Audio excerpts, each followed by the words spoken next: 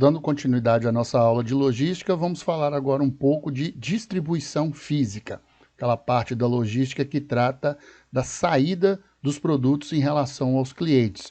Muitas vezes saída das fábricas em relação aos clientes intermediários, ou seja, os revendedores, ou mesmo desses próprios revendedores para os clientes finais, que somos nós, nas nossas casas, por exemplo. Então nós temos aqui uma breve introdução.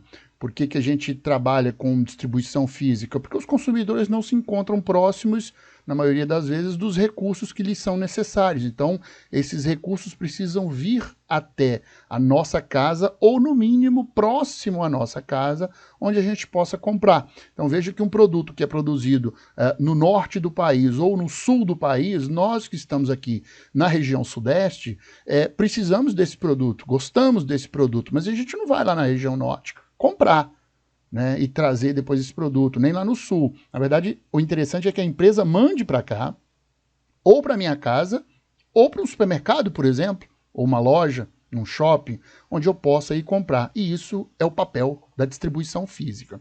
As atividades econômicas, elas operam em ambientes extremamente dinâmicos. Então esse dinamismo mostra que a distribuição física tem que ser feita o mais rápido possível, porque os produtos muitas vezes têm carências relacionadas a prazo de validade e também tem a ação, por exemplo, da concorrência, que aí mostra que esse dinamismo tem que ser maior ainda.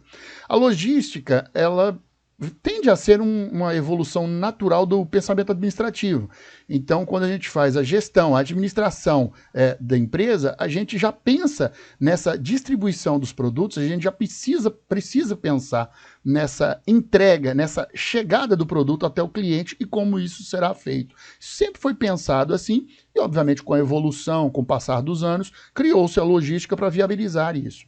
A logística ela deve, portanto, garantir essa disponibilidade dos produtos segundo determinado nível de serviço e que isso sempre seja feito, como nós já comentamos, a um custo razoável. Não adianta fazer uma logística bela, bem feita, muito boa, mas ficar inviável em relação aos preços. Certamente o concorrente não fará isso, não deixará o preço aumentar substancialmente.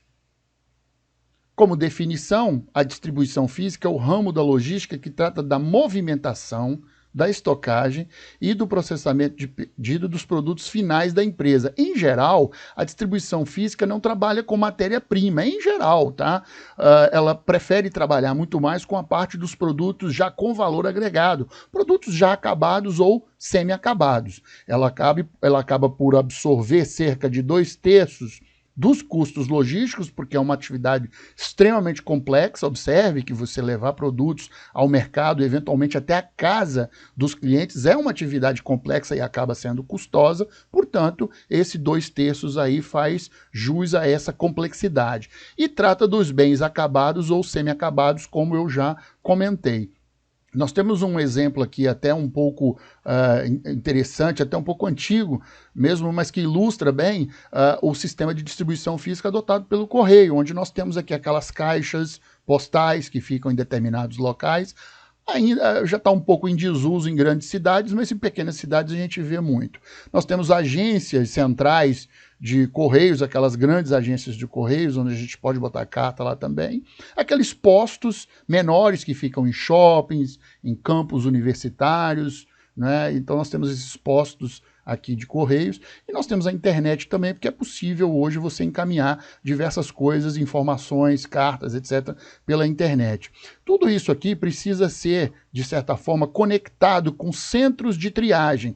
Esses centros de triagem vão receber todas essas cartas e observar isso está vindo de onde, está indo para onde, precisa fazer essa separação, né? Um centro de triagem, obviamente, via sistemas de transporte, vários aviões e vários caminhões, vai se conectar com outro centro de triagem, que vai receber esses malotes com aquelas cartas, abrir e olhar, para qual cidade vai? Então, um centro de triagem de um estado, quando ele recebe as cartas desse seu estado, ele faz aqueles malotes e distribui para vários centros de triagem. O centro de triagem de uma cidade de lá da região Nordeste recebe esse malote que veio do Rio de Janeiro, por exemplo, abre e fala, poxa, aqui dentro do estado, esses malotes aqui, essas cartas estão indo para tais e tais e tais cidades. E, portanto, encaminha para os centros de distribuição dessas cidades que vão se encarregar de encaminhar essas cartas para os clientes finais, para os finalmente, através dos carteiros, aquele com a bicicleta, ou o carteiro que vai a pé mesmo, ou aquele de moto. Então, dessa forma, é possível você pegar um produto aqui e chegar até lá no final, no cliente final, através dessa estrutura logística. A malha logística que permite isso tudo, ela fica mais ou menos assim. Você tem um mapa aqui e os pontos de apoio são os principais aeroportos aqui que a gente tem no país para poder fazer esse deslocamento. Afinal de contas, a maioria dessas cartas aí, elas vão por malote aéreo, né? Então a gente consegue ver como o Correio faz para distribuir isso aí de forma bem simplificada, claro, aqui está bem simplificado, né? É importante que a gente entenda na distribuição física os mercados consumidores. O mercado consumidor aqui ele é formado basicamente por consumidores finais e consumidores intermediários. Os consumidores finais, em relação ao volume de compra, eles em geral fazem quantidades pequenas de compras. Afinal de contas, na minha casa eu não tenho uma estrutura de armazenagem de produtos, né? Na verdade, eu tenho armário, geladeira, normal, doméstico, né? Então eu não posso comprar grandes quantidades porque vai acabar estragando o produto, além de ocupar um espaço que não está adequado para essa armazenagem. Por causa disso, eu acabo comprando com uma maior frequência. Eu preciso voltar mais vezes para comprar os produtos, por exemplo, produtos do supermercado, né? Eu preciso comprar com maior frequência. Esse é o meu perfil de compra. Já o consumidor intermediário, aquele que compra do fabricante, do fornecedor, esse compra em grandes quantidades. Afinal de contas, eles precisam redistribuir isso para o consumidor final. Então, ele compra grandes quantidades e aí pode ser com maior ou menor frequência, dependendo da característica do produto, não é? Então, se for um produto que não é perecível, ele pode comprar uma grande quantidade e ficar um bom tempo sem comprar esse produto. Agora, se for um produto perecível, aí não tem jeito. O produto que é perecível na minha mão, cliente final, também é perecível na mão do consumidor intermediário, como, por exemplo, hortifruti, né? Produtos da hortifruti granjeiro, por exemplo. Então, são produtos extremamente frágeis, que têm um prazo de validade muito curto e não tem como ficar armazenado por muito tempo. Então, esses perfis aqui são importantes a gente entender. Quando a gente fala das estratégias básicas de distribuição logística, a gente precisa estar atento a duas estratégias básicas que são as mais comumente usadas. Nós temos aqui o estoque da fábrica, toda fábrica tem um estoque, acabou de fazer o produto, claro que precisa guardar em algum lugar, mas isso não fica lá o tempo todo, precisa ser encaminhado para algum lugar. Nós temos aqui os consumidores intermediários, que a gente acabou de ver, e os consumidores finais. Como é que faz se isto aqui chegar até aqui e aqui? Bom, pode ir direto, pode ir por entrega direta, né? O estoque da fábrica pode funcionar como um centro de distribuição também. Embarca-se os produtos aqui, né, nesses estoques, e esses produtos são, de fato, encaminhados aqui para os consumidores intermediários e depois para os consumidores finais, como também o estoque da fábrica pode ir para o consumidor final, porque a gente consegue, em alguns casos, pessoa física, cliente final, consegue comprar direto da fábrica, em alguns casos, alguns produtos. Nós temos então essa daqui é a entrega direta. Nós temos uma outra estratégia também, que é a utilização de centros de distribuição regional. Aí se configura dessa forma. Nós temos um sistema de depósito ou centro de distribuição regional, onde o estoque da fábrica encaminha para eles e depois faz o restante do caminho para o consumidor intermediário ou final, ou do intermediário para o final aqui. Então são essas duas estratégias básicas de distribuição que são as mais usadas atualmente.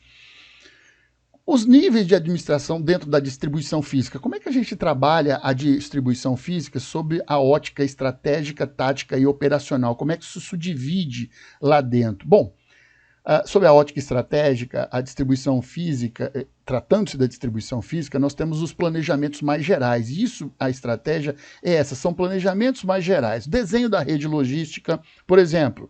Então, de que eu estou falando especificamente? Da aquisição, localização, layout e tamanho dos centros de distribuição ou armazém. Da seleção dos modos de transporte, qual sistema de transporte que eu vou usar? ferrovia, caminhão. Mesmo usando o caminhão, eu vou usar o caminhão e caminhões menores, vans, motos, como é que vai ser isso? Definição do sistema de processamento de pedidos, qual a capacidade dele, é grande ou pequena? Intermediária.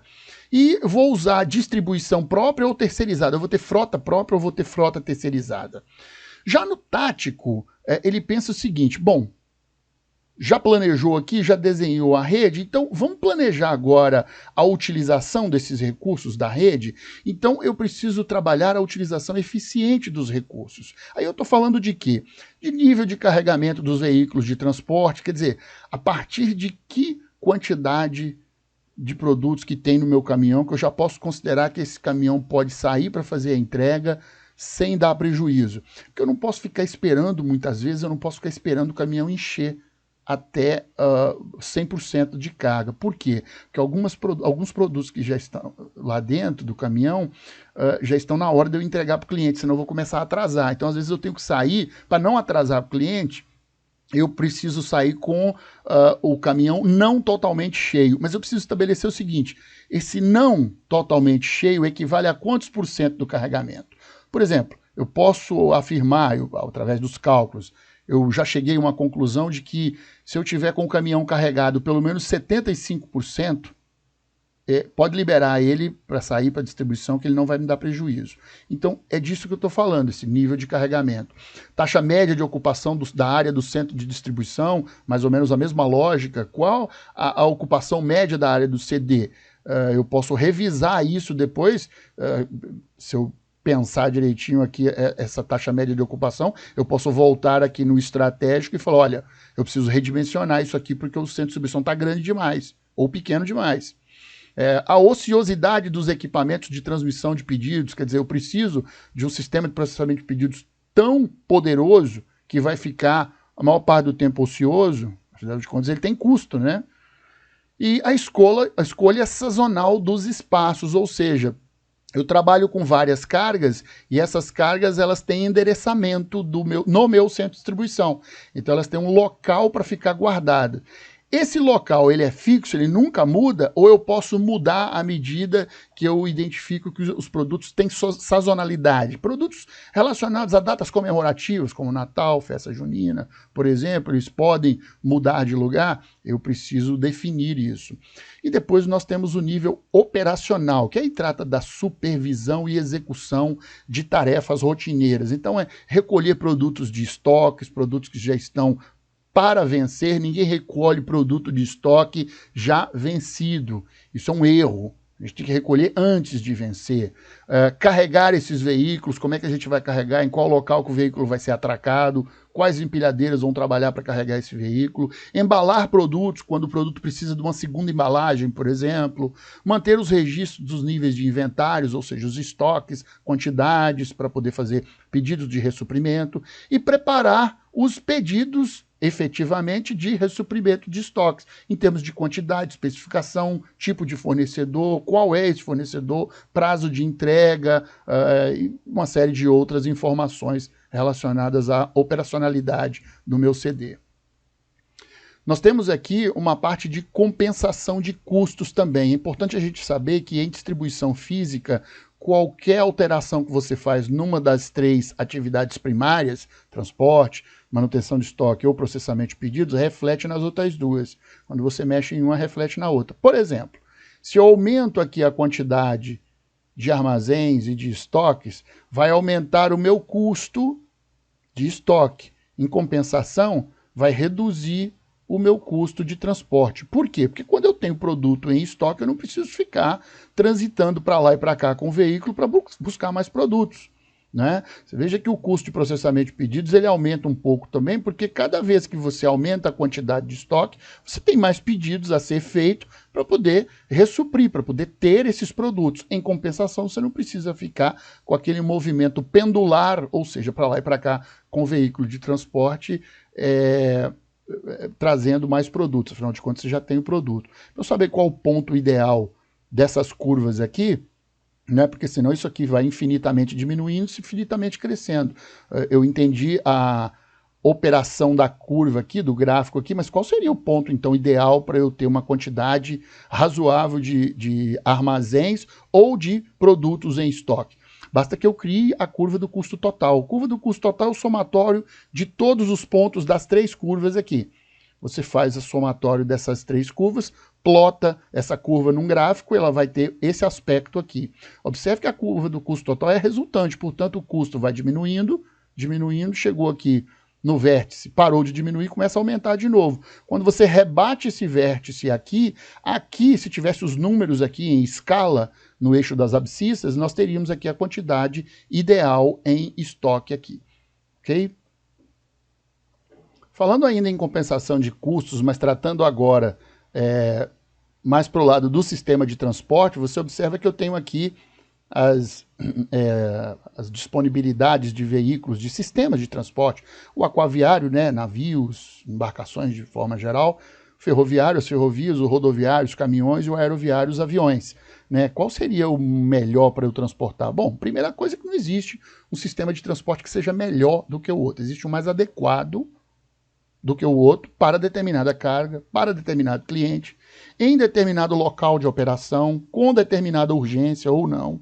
Então, não existe essa tônica de que um sistema é melhor do que o outro. Não existe isso. O que a gente observa é que este sistema aqui, aquaviário, ele é mais lento e esse aqui é mais rápido. Porém, esse mais lento é muito mais barato do que esse. E o que é mais barato em termos de transporte? É o custo por tonelada quilômetro. É o custo para você deslocar uma tonelada por 1 quilômetro.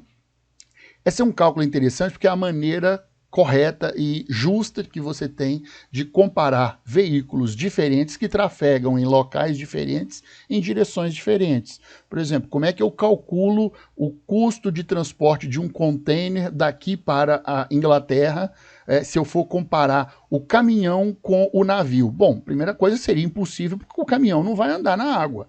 Né? Então eu não conseguiria fazer isso de forma nenhuma. Mas mesmo se fosse daqui para o Rio Grande do Norte, se eu saio daqui do Rio de Janeiro e vou para o Rio Grande do Norte, como é que eu comparo isso? O navio pode ir pela costa e o caminhão pode ir pela BR-101. Tudo bem, mas como é que eu comparo isso? Porque o caminhão ele leva menos carga, o navio leva mais carga, o navio demora mais, o caminhão é mais rápido, então parece que fica meio injusta essa comparação.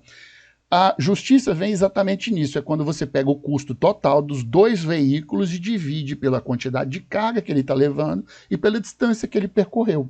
Né? A distância, obviamente, não será a mesma. A distância rodoviária ela vai ser diferente da aquaviária. Vai dar alguns quilômetros de diferença, mas vai dar essa diferença. Então, a comparação, para ser justa, precisa levar em consideração a isso. Quando você faz essa divisão, você vai encontrar algo em torno de 15 centavos por tonelada quilômetro, ou seja, o caminhão gasta 15 centavos para deslocar cada tonelada a cada quilômetro. E o navio vai gastar quanto? Por exemplo, 5 centavos para deslocar cada tonelada a cada quilômetro. Então, essa é a maneira de se comparar. Então, quando a gente compara aqui e vai desse para esse, você vê que o custo de transporte vai aumentando por tonelada quilômetro, como eu já expliquei, vai aumentando. Em compensação, o custo de estoque vai diminuindo.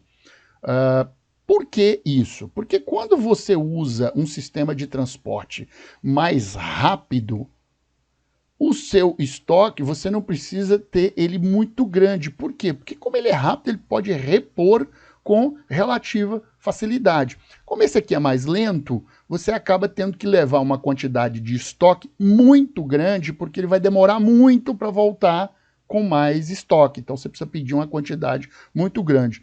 Já esses aqui, o rodoviário e o aeroviário, porque eles são rápidos, pode levar pouca carga, porque se precisar, ele vem rápido de novo trazer.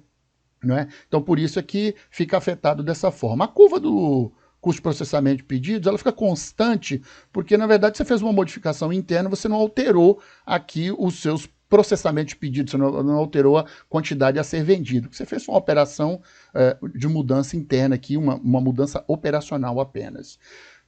Para esse tipo de carga aqui, que ficou configurado esse gráfico dessa forma, vale aquela mesma explicação da curva anterior. Se eu somar todos os pontos aqui, eu traço a curva do custo total.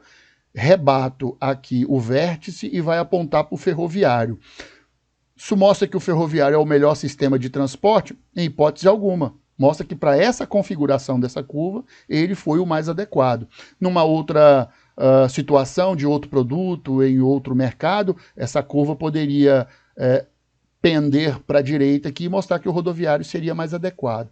Tá, ok? Então, por favor, não se prenda a essa questão aqui dizendo o ferroviário é o melhor. Não, primeiro não existe melhor, existe o mais adequado. Para essa configuração aqui, ele foi o mais adequado, ok? Na compensação de custos, portanto, nós temos redução de custo operacional, redução de capital, investimento, mais melhoria do nível de serviço. Você observa que a logística, às vezes, ela é bem severa, né? Você precisa reduzir custo, mas melhorar o serviço. Então, esses são os objetivos da estratégia logística. Decidir, portanto, as diretrizes estratégicas para a empresa, a fim de atender os seus objetivos financeiros, de crescimento, de participação de mercado e outros, é a primeira e mais importante consideração para a gestão. Na visão geral do planejamento aqui da distribuição física, nós temos fatores externos, como fatores econômicos, regulamentários, tecnológicos e competitivos, que influenciam, de certa forma, no plano estratégico corporativo da empresa.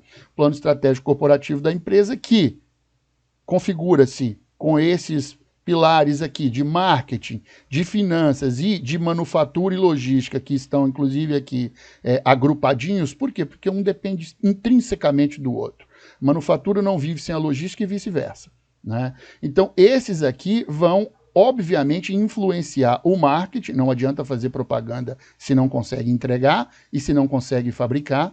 Também não adianta tentar entregar e fabricar atendendo ao marketing se financeiramente não é viável ou se não tem recursos para tal. Não é? Então, observe que no plano estratégico corporativo isso aqui fica muito bem amarrado e dependente um do outro. Para o posicionamento logístico, falando ainda de distribuição física, nós temos as políticas, né, de atendimento ao cliente, uma resposta rápida e antecipação à demanda. Né? Essas duas aqui, nós temos que ficar bem atentos a ela, porque nós temos o dimensionamento das redes e instalações que tratam, por exemplo, do número de armazéns, da localização, da missão desses armazéns. A localização dos estoques, então, vai ser centralizado, eu vou ter só um centro de distribuição ou eu vou ter vários descentralizados, portanto. E a política de estoque, frota própria ou terceirizada, ou mista, inclusive, parte própria, parte terceirizada, para poder atender a isso aqui. Não é?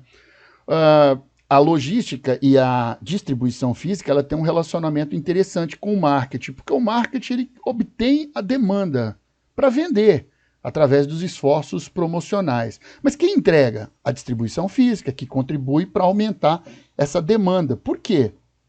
Ela, além de entregar, ela trabalha auxiliando o marketing, porque o cliente fica satisfeito com o produto certo, cliente certo, menor tempo, aqueles 7 R's que a gente viu lá nos capítulos iniciais.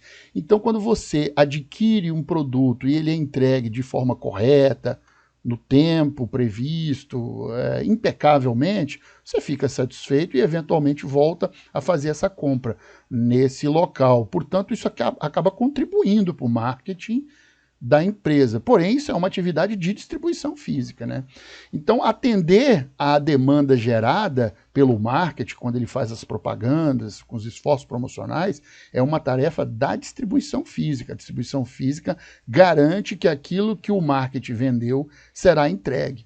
E o marketing também ele pode auxiliar a distribuição física quando você tem atividades promocionais do tipo você compra e você mesmo leva. Então eu não preciso utilizar o meu sistema de distribuição física para poder te entregar.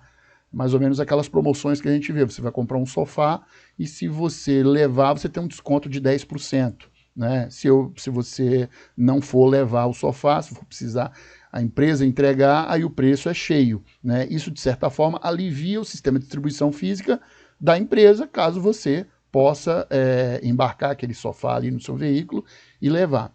Então, a logística ela participa estrategicamente da satisfação do cliente, aí, como a gente viu.